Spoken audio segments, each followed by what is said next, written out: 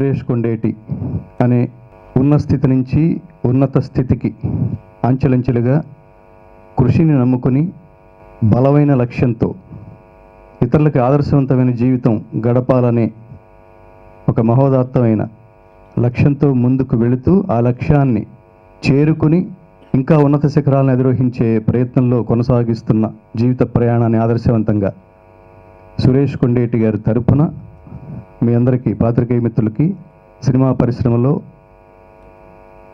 ఎంతోమందికి ఆదర్శవంతమైన స్థితికి ఎదుగుతున్న అనేక మంది టెక్నీషియన్స్ తను ఆహ్వానించిన ఆహ్వానం మేరకి సమయాన్ని చూసుకుని అతన్ని ఆశీర్వదించడానికి, అభినందించడానికి, చేయందించడానికి, తద్వారా ఉత్తమ సినిమాలు భవిష్యత్తులో నిర్మించే స్థాయిలో అతనికి ఆ శక్తిని ఇవ్వడానికి తమ ఆశీస్సుల ద్వారా విచ్చేసిన సినిమా ప్రముఖులకి అందరికీ శుభాహ్వానం పలుకుతూ, ప్రేమిస్తే దశాబ్దం పూర్తయింది ఆ చిత్రం విడుదలై. నిజమైన శాశ్వతమైన సినిమా అంటే ఏమిటంటే థియేటర్లో ఉన్నంత వరకే సంచలనం సృష్టించే సినిమా, అది క్రేజ్ ఉన్న సినిమా. ఎప్పుడు ఆ సినిమా విడుదలైనా, ఎప్పుడు ఆ సినిమా మనం టీవీలో చూసినా, ఎప్పుడు ఆ సినిమా మళ్ళీ ప్రదర్శించినా, ఎప్పుడు ఆ సినిమా గురించి మాట్లాడుకున్నా, అది విడుదలైన అప్పుడు క్రియేట్ చేసిన అదే తాజాదనాన్ని, అదే అనుభూతిని క్రియేట్ చేయగలిగితే అది శాశ్వతమైన సినిమా.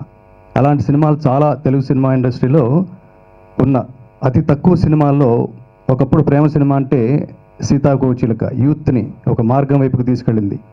ఆ తర్వాత కాలంలో ప్రేమదేశం, ఆ తర్వాత కాలంలో అలాంటి చాలా సినిమాలు వచ్చినాయి. ఈ దశాబ్దంలో ఎప్పటికీ మర్చిపోలేని సినిమాగా ప్రేమ కథా చిత్రాలుగా రూపొందిన సినిమాల్లో చాలా గొప్ప సినిమా, యూత్ని ప్రభావితం చేసిన సినిమా, సినిమా పరిశ్రమను ప్రభావితం చేసిన సినిమా, సినిమా పరిశ్రమలో అన్ని సెక్టార్లని ప్రభావితం చేసిన సినిమా ప్రేమిస్తే. ప్రేమిస్తే దశాబ్ది, ఈ రెండింటికి చాలా విశేషమైన అర్థాలు ఉన్నాయి. మనిషి మనిషిని ఇష్టపడితే దాని పేరు ప్రేమ, మనిషి దేవుణ్ణి ఇష్టపడితే దాని పేరు భక్తి. ప్రేమించడం అనేది ఇద్దరు వ్యక్తుల మీద మాత్రమే, ఇద్దరు వ్యక్తులకు సంబంధించిన మాత్రం విషయమే కాదు. ప్రేమించడం అంటే పనిని ప్రేమించడం, ప్రేమించడం అంటే లక్ష్యాన్ని ప్రేమించడం, ప్రేమించడం అంటే వెనక వచ్చే తరాలకి ఆదర్శవంతమైన జీవితం గడపాలనే ఆలోచనని ప్రేమించడం. ఈ ప్రేమిస్తే సినిమా మా ధనలక్ష్మి డిస్ట్రిబ్యూటర్స్ ద్వారా వైజాగ్ చేయటం జరిగింది. ఆయనకి ఇచ్చిన రాయల్టీ ఒక థియేటర్లో వచ్చింది ఈ సినిమాకి. అలాగే 10 years తర్వాత ఇలా మళ్ళీ ప్రేమిస్తే సెలబ్రేషన్ చేసుకోవడం చాలా ఆనందంగా ఉంది. అలాగే ఈ ప్రేమిస్తే టైంలో మారుతి గారు, సురేష్ గారు చాలా సపోర్ట్ చేశారు మాకు, మా డిస్ట్రిబ్యూషన్ కంపెనీకి. చాలా థ్యాంక్స్. ఇది అలాగే కంటిన్యూ కావాలని కోరుకుంటున్నాను. అసలు ఇలాంటి ఫంక్షన్ ఒకటి ఉంటుందని తెలియదు నాకు. అసలు బయట పోస్టర్ చూసి భయం వేసింది. 10 years ఫంక్షన్ ఏంటి అసలు, ఇదేంటని. బట్ యాక్చువల్గా ఇది ఫంక్షన్ కాదు, అంటే ఈ సినిమా గురించి ఒక ఎమోషనల్గా ఇక్కడికి రావడం జరిగింది.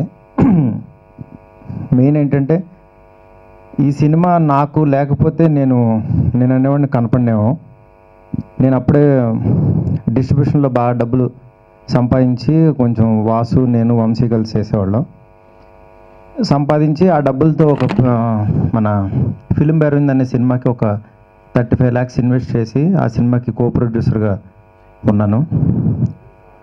ఆ సినిమా అప్పుడు అనుకున్న దానికంటే ఎక్కువ బడ్జెట్ అయ్యి సినిమా హిట్ అయినా డబ్బులు రాని పరిస్థితి. ఆ రోజు ఒక 4 థియేటర్లోనే 100 days ఆడిన సినిమా 2.35 crores అయితే అప్పుడు 77 lakhs వచ్చినాయి మాకు.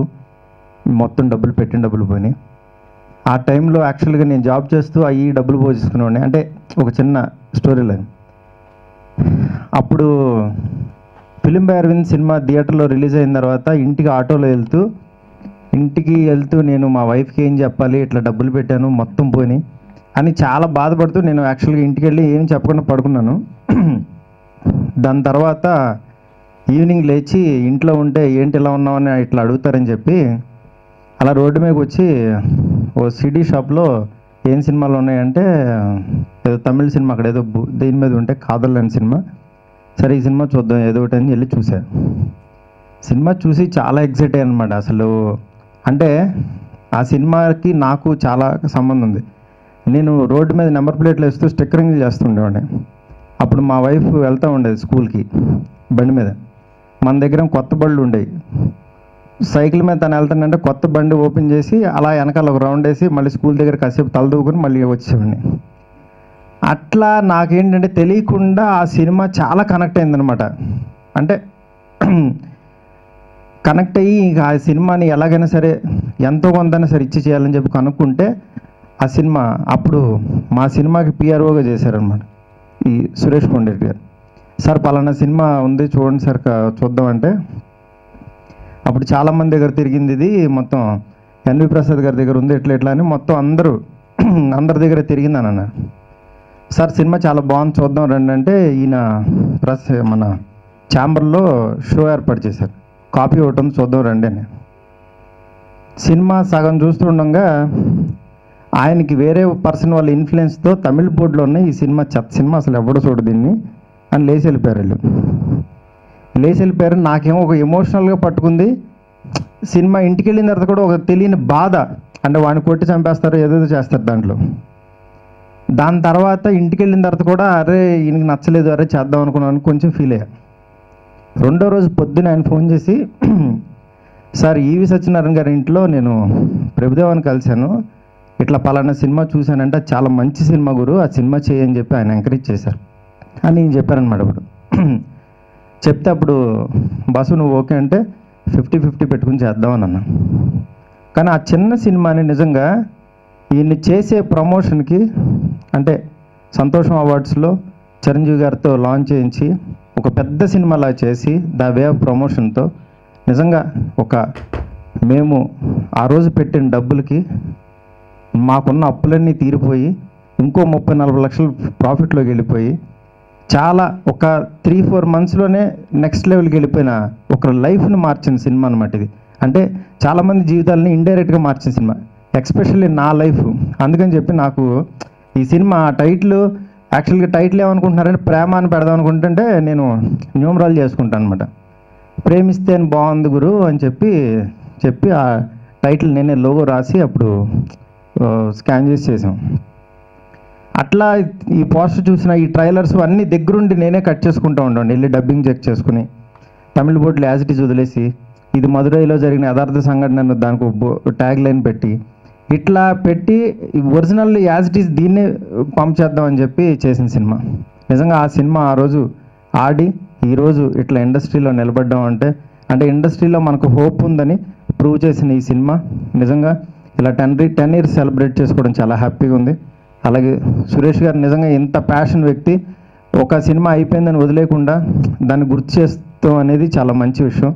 ఇలాంటి మంచి యంగ్ డైరెక్టర్స్ అందరూ అనిల్ రావుపూడి, అట్లాగే కళ్యాణ్ కృష్ణ, అలాగే షేర్ డైరెక్టర్ ఈయన అందరూ ఇట్లా వచ్చి ఇట్లాంటి ఒక మంచి ఆహ్లాదకరమైన వాతావరణంలో చేయడం చాలా హ్యాపీగా ఉంది. మాట్లాడడానికి ఏం లేదు, మారుతి గారి ఎక్స్పీరియన్స్ అంతా చాలా క్లారిటీగా చెప్పారు. అయితే ఇక్కడ చిన్న హ్యాపీయెస్ట్ థింగ్ ఏంటంటే ఒక చిన్న సినిమాతో చిన్న ప్రొడ్యూసర్గా స్టార్ట్ అయ్యి మారుతి గారు నిజంగా మర్రి చెట్టు అంతలాగా ఎదిగారు. నిజంగా చాలా హ్యాపీ. ఇలాంటి సినిమాలు వస్తే టెక్నీషియన్స్ చాలామంది బయటికి రావడానికి అవకాశం ఉంటుంది. నిజంగా అంటే మారుతి గారు ఈ చిన్న సినిమాకి ప్రొడ్యూస్ చేసి ఒక పెద్ద డైరెక్టర్ ఇంత పెద్ద డైరెక్టర్ అయిపోయారా, చాలా హ్యాపీగా అనిపించింది. నాకు తెలియదు, ఇప్పుడు ఇక్కడికి వచ్చే వరకు నాకు తెలియదు మారుతి గారు అంటే ఈ రోజుల్లో చేశారు అంతవరకే తెలుసు. ఇట్స్ గుడ్ సైన్ మారుతి గారు, ఆల్ ది బెస్ట్. ఇంకోటి ఏంటంటే ఆయన జీవితానికి దగ్గరగా ఉంది, ఆయన చెప్తుంటే నవ్వు వచ్చింది. నిజంగా స్టిక్కర్స్ వెళ్తుంటే నిజంగా కొత్త బళ్ళు ఉంటాయి అక్కడ. సో దాని మీద వెళ్ళి అట్లా చాలా రిలేటెడ్గా అనిపించింది సినిమాకి. ఆయన కథ కూడా నిజంగా స్ఫూర్తిదాయకంగా ఉంది. తర్వాత ఈ ప్రేమిస్తే సినిమా సురేష్ కొండరెడ్డి గారిని ఎక్కడికో తీసుకెళ్ళింది, చాలా పెద్ద లెవెల్లో మనకు ప్రమోట్ చేసింది ఆ సినిమా. దాన్ని ఇన్స్పిరేషన్గా తీసుకుని చాలా సినిమాలు, చాలా డిస్ట్రిబ్యూషన్స్, అట్లా ఈవెంట్స్ 1 by 1 ఎదుగుతూ ఆయన ఎదగటం అనేది చాలా హ్యాపీ. సో ఇలాంటి ప్రేమిస్తే సినిమాలు చాలా రావాలి. 10 ఏళ్ళు కాదు, 20 ఏళ్ళు, 30 ఏళ్ళు, 40 ఏళ్ళు, 50 ఏళ్ళు అలా జరుపుకుంటూ ఉండాలని మనస్ఫూర్తిగా కోరుకుంటూ all the best to this team. Thank you very much.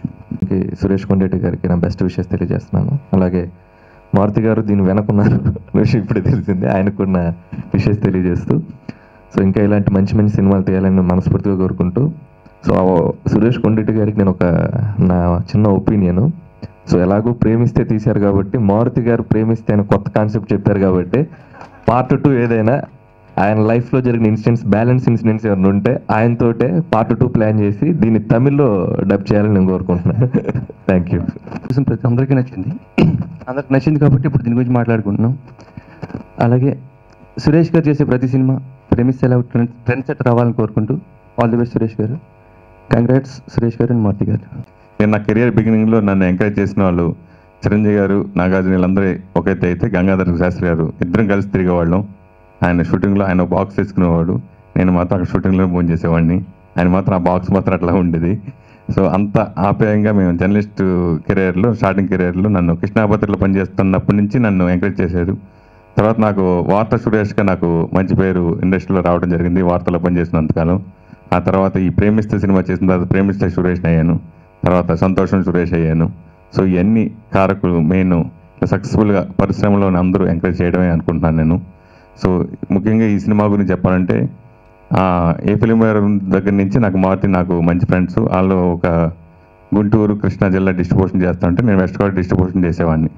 వరుసగా బేపచ్చంగా వెస్ట్ గోదావరిలో నేను వరుసగా చిరంజీవి గారి సినిమాలు, బాలకృష్ణ, అందరి హీరోల సినిమాలు డిస్ట్రిబ్యూషను వెళ్ళేమి గుంటూరు. అట్లా మాకు పరిచయం ఏర్పడింది. సడన్గా తను ఇలా చెప్పి ఇలా ప్రేమిస్తే తమిళ సినిమా బాగుందంటే, అవును నాకు కూడా చెప్పారు, చాలామంది చెప్పారు, కానీ తమిళ బోర్డులు ఉన్నాయి కదని అప్పటికే కొంచెం డౌట్తో సార్ సినిమా చూద్దామని దాని బలవంతం పెట్టడంతో నిజంగా సినిమా ఛాంబర్లో ప్రివ్యూ చేసుకుని ప్రింట్ ఎవరి దగ్గర ఉందంటే సూపర్గుడ్ చౌదరి గారు, ఆర్బి చౌదరి గారి దగ్గర ఉందని, వాళ్ళ రైట్స్ వాళ్ళ దగ్గర ఉన్నాయి. సో వాళ్ళని కన్విన్స్ చేసి నాకున్న చొరవతోటి నేను ఆ సినిమా ప్రింట్ తీసుకుని ఛాంబర్లో చూడటం జరిగింది. చూసిన తర్వాత బాగుంది చేద్దామని డిసైడ్ అయ్యాం. కానీ లోపల భయం, సరే ఈ సినిమా చేస్తామంటే నేను అప్పటికే టాప్ డైరెక్టర్లతోటి బాగా చనువుతో చాలామంది నన్ను నిరుత్సాహపరిచారు. వద్దు సురేష్, అయిపోతావు, నువ్వు మాకు కావాల్సినోడు, నువ్వు ఇండస్ట్రీలో ఉండాలి, డబ్బుగా అయిపోతాను. కొంతమంది భయపెట్టారు, కొంతమంది ఎంకరేజ్ చేశారు. లేదు నాకు అప్పటికి కరెక్ట్గా 2nd యానివర్సరీ ఫంక్షన్ జరిగింది.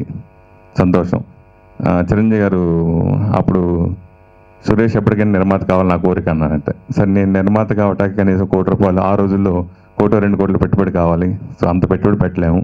సో తక్కువ బడ్జెట్లో ఇదైతే దీన్ని డబ్బింగ్ సినిమా అయినా మంచి సినిమా చేసే నిర్మాతగా అవ్వచ్చు కదా అనే ఆలోచనతో చిరంజీవి గారి కోరిక నెరవేర్చడం కోసమే నేను ప్రేమిస్తే కొన్నా అప్పుడు. సో అది చూసిన తర్వాత నేను అది కూడా లెక్కేసుకున్నా, నేను జర్నలిస్ట్ని కదా, నన్ను ఎవరైనా క్రిటిసైజ్ చేస్తే నేను అందరినీ ఒకసారి సార్ మీరు ఇలా తీస్తే బాగుంటుంది, ఇలా ఉండుంటే బాగుంటుంది, అందరి సజెషన్ చెప్పేవాడిని నేను డిస్ట్రిబ్యూటర్ ఉన్నప్పుడు గురించి.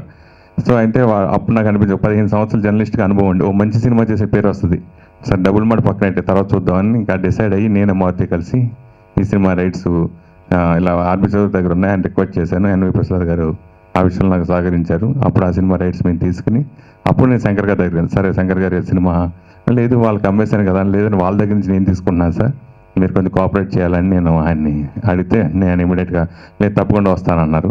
సో అలా ఇండస్ట్రీలో ప్రముఖులందరూ ఎంకరేజ్మెంట్తో ఫస్ట్ కరెక్ట్గా ఈ రోజుకి 10 సంవత్సరాలు పూర్తి చేసుకోవడం, నన్ను నిలబెట్టిన అందరు ప్రేక్షకులందరికీ, మొత్తం యావత్ తెలుగు ప్రేక్షకులందరికీ కూడా ఈ సందర్భంగా నేను కృతజ్ఞతలు తెలుపుకున్నాను. సో అలా మా ప్రయాణం నాకు ఇలా తర్వాత మ్యాగజైన్ పెట్టుకోవడానికి నాది అలా వరుసగా మ్యాగజైన్ సక్సెస్ఫుల్గా చేయడానికి అవార్డ్స్ ఇవ్వడం కోసం ఇట్లా వరుసగా చేయడానికి కారణమైంది. అలాగే మూర్తి గారు పెద్ద డైరెక్టర్ ఇప్పుడు ఈరోజు నెంబర్ 1 డైరెక్టర్గా టాప్ లిస్ట్లో ఎదగడానికి కారణమైంది. సో ప్రతి ఒక్కరికి ఇన్స్పిరేషన్ కలిగించే గొప్ప సినిమా. ముఖ్యంగా ఈ సినిమాని చాలామంది దేవి థియేటర్లో 170 డేస్ ఆడింది, చాలా చోట్ల 170 డేస్ ఆడింది. ఈ సినిమాని నేను ఒక రోజు ఫోన్ చేసేవాడు, పొద్దున్న మధ్యాహ్నం, సార్ ఈరోజు ఫస్ట్ షో చూశాను సార్, మార్నింగ్ షో చూశాను సార్, మ్యాట్ అన్నీ వదిలేదు అనుకున్నాను. వాడు 10 రోజుల తర్వాత మొత్తం టికెట్లు పట్టుకొచ్చి ఆఫీస్ టైంలో పెట్టాడు. అలాగే వారం రోజుల తర్వాత చూస్తాడు. అట్లా దాదాపు 100 సార్లు చూస్తాడు ఒక వ్యక్తి. ఆయన కూడా ఉంటాడు, మీ ఫంక్షన్ తప్పిద్దాం ట్రై చేశాను, ఆయన ఇటీవల చనిపోవడం జరిగింది. వాళ్ళ అమ్మాయి ఇచ్చింది ఆ ఫోన్ నెంబరు, ఆ నెంబర్ కూడా ఇప్పుడు ఉంచుకున్నాడు అతను. సో ఇట్లా ఇంతమందికి ఇన్ఫ్లుయెన్స్ చేసిన గొప్ప సినిమా. సరే ఈ 10 సంవత్సరాలు అవుతుంది, ఏదో ఒకటి చేద్దాం, ఒక చిన్న అకేషన్గా ఒకసారి గుర్తు చేద్దాం. సో టీవీలో ఇప్పుడు మనకి ప్రీమియర్ షో మళ్ళీ రీరిలీజ్ పెట్టలేకుండా మా టీవీలో టెలికాస్ట్ రెగ్యులర్గా జరుగుతుంది. సో అలాగైనా చూస్తారు, ఈ మంచి సినిమా మిస్ అవ్వకుండా. ఇప్పుడు జనరేషన్కి డైరెక్టర్ కావాలనే ఆలోచనలు ఉన్నాయి, యంగ్ జనరేషన్ కానీ ఇన్స్పిరేషన్ కలిగించే ప్రొడ్యూసర్స్ కానీ అందరికీ గుర్తు చేయాలన్న అకేషన్ తోటి నేను ఈరోజు ఈ 10 సంవత్సరాలు 10 years సెలబ్రేషన్ పెట్టడం జరిగింది. సో నాకు గతచిత్రలాగా ఈ సినిమా కూడా మా పెద్ద చేసి 10 years పూర్తి చేసినందుకు ఆంధ్రప్రదేశ్లో అందరికీ నాకు కృతజ్ఞతలు జరుపుకున్నాను. అసలు ఇప్పుడు 2 రాష్ట్రాలకు విడిపోయినాయి కాబట్టి ఆంధ్ర తెలంగాణ అందరూ కూడా నాకు నెక్స్ట్ జతగా సినిమా రాబోతుంది. నా ఇన్స్పిరేషన్తో చేసిన గొప్ప సినిమా అది. జతగా కూడా పుస్తకాల మలయాళంలో పెద్ద హిట్ సినిమా తీశాను. సో ఈరోజు ఈ 10 years ప్రేమిస్తే సెలబ్రేషన్ సందర్భంగా జతగా పాటను కూడా ఈరోజు రిలీజ్ చేయడం జరిగింది. నందమూరి కుటుంబ అభిమానులందరికీ నా నమస్కారం. అన్నయ్య మాట్లాడిన తర్వాత ఏం మాట్లాడాలో నాకే అర్థం అవట్లేదు. ఆయన చెప్పిన ప్రతిదాని వెనకాల నేను ఉంటాను.